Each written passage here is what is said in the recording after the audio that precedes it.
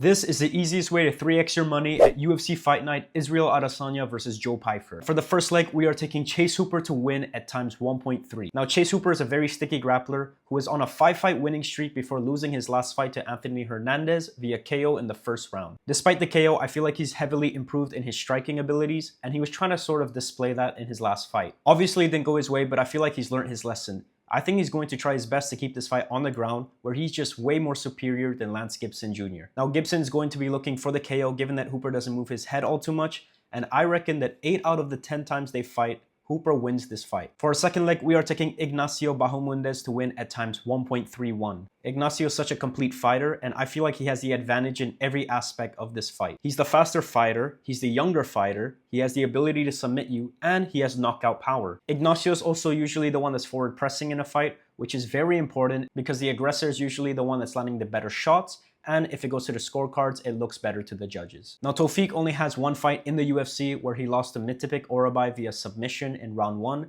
and I reckon that he's going to get finished again in this UFC fight. And for our last leg, and probably the hardest leg, we have Mansour Abdul Malik to win at times 1.7. Now, this is a risky leg because this is an upgrade in competition for Abdul, and he's only fought the punching bags of the middleweight division. But he has tremendous power, and given that Belgarai is 6'5", he doesn't move his head all too much, and I reckon he could eat a very nasty counter shot when he tries to go for one of his teep kicks. Now, in order to win this fight, Abdul Malik's gonna have to try and close the distance because that's exactly where Belgarai strives. Belgarai really only has 2 weapons, and that's his kicks and his knees up the middle. If Mansour doesn't fight passively, I reckon that he can catch Belgarai off guard and get the knockout win in round 2. And so this is my slip. Let me know in the comments if you guys are tailing, and if not, let me know what your safe parlay is. Peace.